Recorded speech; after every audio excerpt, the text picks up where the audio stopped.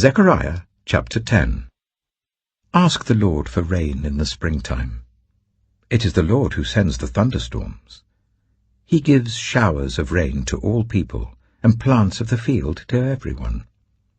The idle speak deceitfully, diviners see visions that lie. They tell dreams that are false, they give comfort in vain. Therefore the people wander like sheep, oppressed for lack of a shepherd.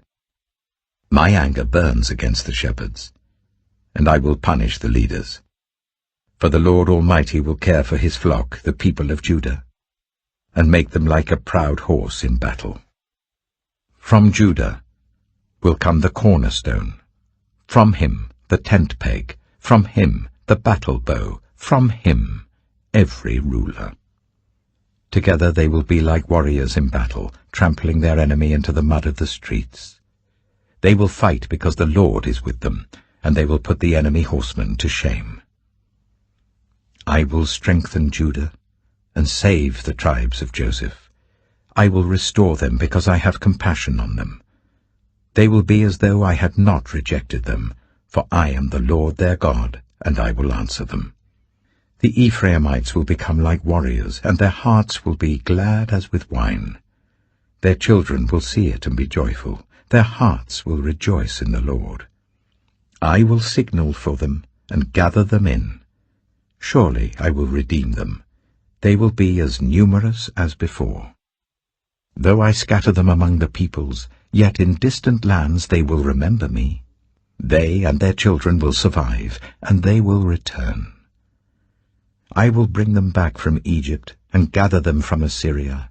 I will bring them to Gilead and Lebanon, and there will not be room enough for them. They will pass through the sea of trouble. The surging sea will be subdued, and all the depths of the Nile will dry up. Assyria's pride will be brought down, and Egypt's scepter will pass away.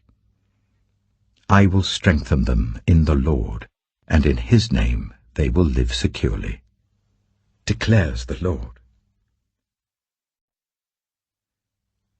Zechariah chapter 11. Open your doors, Lebanon, so that fire may devour your cedars.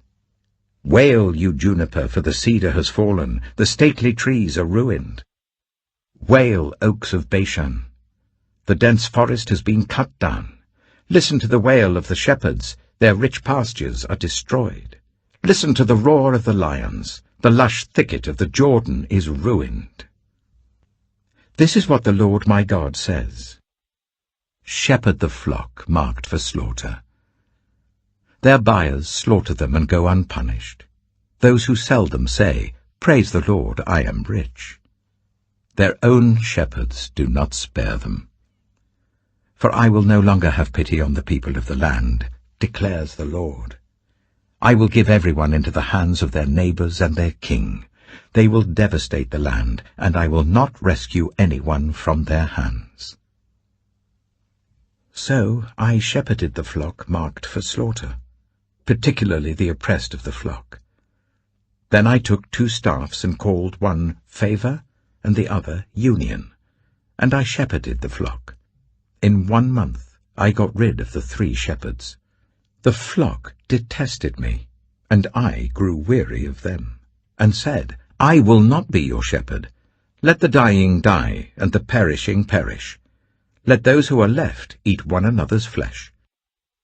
Then I took my staff, called Favor, and broke it, revoking the covenant I had made with all the nations. It was revoked on that day, and so the oppressed of the flock who were watching me knew it was the word of the Lord. I told them, If you think it best, give me my pay, but if not, keep it. So they paid me 30 pieces of silver. And the Lord said to me, Throw it to the potter, the handsome price at which they valued me.